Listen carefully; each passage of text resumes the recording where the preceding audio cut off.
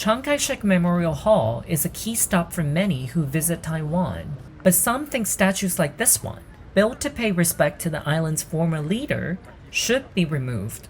Chiang obviously had his merits and faults.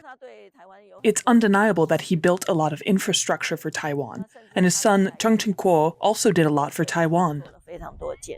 Chiang led the ruling Kuomintang or KMT government in China during the civil war against the communists. In 1949, when Chiang and the KMT lost the war, they retreated to Taiwan where he continued to rule until 1975. Supporters credit him for facilitating Taiwan's economic boom, but critics blame him for the deaths of thousands and the mass persecution of political opponents.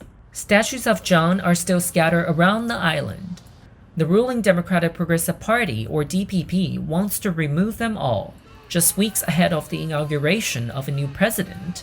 Some DPP lawmakers are questioning whether authorities have done enough.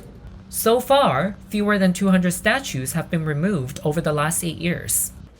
Some academics say removing the statues is not in line with mainstream public opinion. If you support democracy, you support removal of the authoritarian symbols.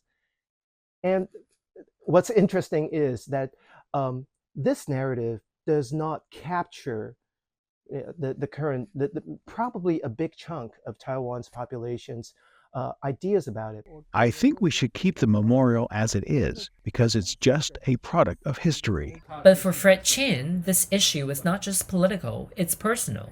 He was one of nearly 200,000 people jailed during Taiwan's White Terror era, which lasted almost 40 years until the lifting of martial law in 1987. Chin was forced to confess to the 1971 bombing of a U.S. government building in the southern city of Tainan. He served 12 years in prison. The Taiwanese government should prioritize the removal of Chiang's statues in public places because it's visible to most Taiwanese people. Otherwise, the transitional justice campaign will not have carried out its goals.